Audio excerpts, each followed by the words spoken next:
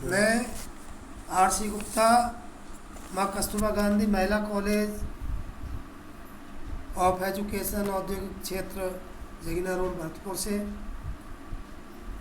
ज्ञान एवं पाठ्यक्रम में यूनिट 5 का बॉबिट मॉडल मैं बता रहा हूँ। बॉबिट का प्रतिमान जॉन फ्रैंकलिन बॉबिट एक अमेरिकन शिक्षा शास्त्री थे। उन्हें पाठचर्या के क्षेत्र में विशेषज्ञता हासिल थी। वे द्वीपीय राष्ट्रों में प्राथमिक विद्यालय पाठचर्या निर्माण हेतु बनी अंतर्राष्ट्रीय समिति में शामिल थे। इसी परियोजना के तहत वे फिलीपींस गए थे, जहां उन्हें वहां की जनता की आवश्यकताओं के अनुरूप पाठचर्या का निर्माण करना था। प्रारंभ में उन्होंने अमेरिकन विद्यालयों में लागू पाठचर्या के आधार पर ही वहाँ की पाठचर्या का निर्माण किया, लेकिन वहाँ के शिक्षा के डायरेक्टर ने उन्हें इससे कुछ अलग करने को कहा। जब बॉबिट ने पाया कि उनके पाठचर्या संबंधित विचार वहाँ की सामाजिक वास्तविकताओं के अनुरूप नहीं थे, इस समय उन्होंने अपने विचारों में परिवर्तन किया। जब उन्होंने अपनी कार्य योजना में वहाँ की सामाजिक वास्तविकता को महत्व देते हुए नई पाठचर्या का निर्माण किया। इस नई पाठचर्या ने वहाँ के लोगों को स्वस्थ, जीने योग्य एवं आनंदपूर्वक जीवन हेतु प्रेरित किया।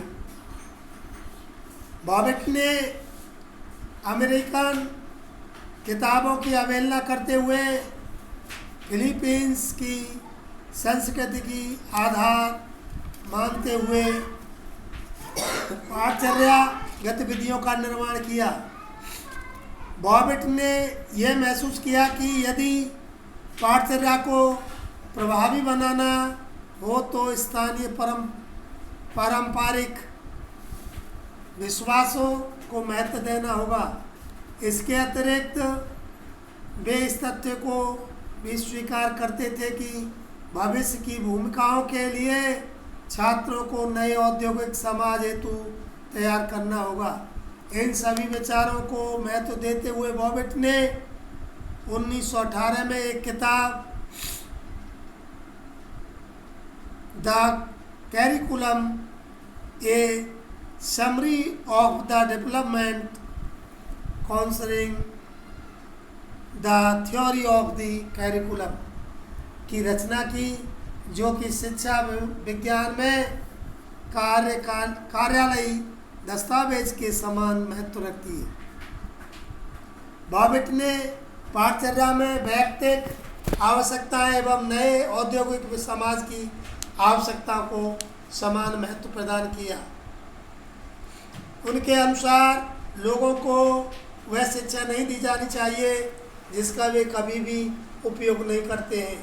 लोगों को केवल उन कौशलों की शिक्षा देनी चाहिए जो उनके भावी जीवन में उपयोग करने के योग्य हों। बॉबिट ने शिक्षा में विवेचन को महत्व दिया। वे सह शिक्षा के विरोधी थे। उनके अनुसार लड़कियों का जीवन अनेक भूमिकाओं के कारण लड़कों की अपेक्षा कठिन है। इस कारण उनके लिए समान पाठचर्या नहीं अपनाई जा सकती है। उनके अनुसार क्षमताओं के अनुकूल वैयक्तिक रूप से शिक्षित करना चाहिए। पाठचर्या में पर्याप्त रूप से उन सामग्री का समावेश होना चाहिए जो समुदाय में प्रत्येक कक्षा की व्यक्तिगत आवश्यकताओं को पूर्ण करे। प्रशिक्षण की पाठ्य वस्तु एवं अध्ययन इतना लचीला होना चाहिए कि छात्र अपनी आवश्यकताओं के अनुरूप उनमें परिवर्तन कर सके। बॉबिट ने पाठचर्या निर्माण के 5 पदों को विकसित किया। पहला है मानव अनुभवों का विश्लेषण, दूसरा है कार्य विश्लेषण, तीसरा है व्युत्पत्ति उद्देश्य, चौथा है उद्देश्यों का चयन, पांचवा है योजना का विस्तार रूप।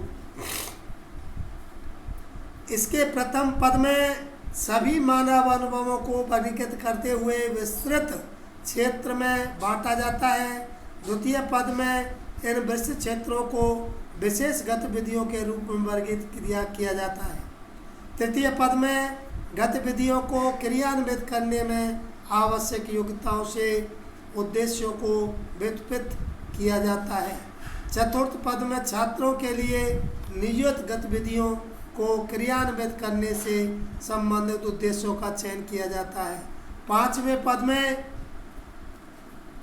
उद्देश्यों की प्राप्ति हेतु आवश्यक गतिविधियों, अनुभवों एवं अवसरों को प्रारूप तैयार किया जाता है। पाठचर्या की विषय वस्तु में परिवर्तन के लिए प्रारंभिक विषयों को हटाना चाहिए। उनके अनुसार उन विषयों को स्थान दिया जाना चाहिए जो छात्रों में नागरिकता एवं जीवन क्षेत्रों का निर्माण कर सके। बॉबेट के अनुसार विद्यालयों को समाज की आवश्यकताओं के अनुसार सेवा उपलब्ध करवानी चाहिए। इन आवश्यकताओं का निर्धारण वैज्ञानिक विश्लेषण के आधार पर किया जाना चाहिए। अपने शोधों के आधार पर बॉबेट ने यह महसूस किया कि किसी भी पाठचर्या में अधिक से अधिक गतिविधियां का समावेश होना चाहिए जो कि नागरिकता, स्वास्थ्य, अतिरिक्त समय, भागीदारी से संबंधित होनी चाहिए। इसमें कार्य संबंधित व भाषा संबंधी गतिविधियां भी सम्मिलित होनी चाहिए। इन गतिविधियों के एक भाग को सामाजिकरण द्वारा पढ़ाया जाना चाहिए जिन्हें हम अनिर्देशित अनुभव भी कह सकते हैं। इस प्रकार उपरोक्त विवेचन के आधार पर हम ये कह सकते हैं कि बॉबेट ने पाठ्यक्रम निर्माण में मुख्य स्थानीय सामाजिक संस्कृति को अधिक महत्व प्रदान किया है। यह सामाजिक पक्ष का समर्थन करती है। बस कल का रहेगा हमारा टाबा मॉडल, टाबा 21 सारांश बता दिए।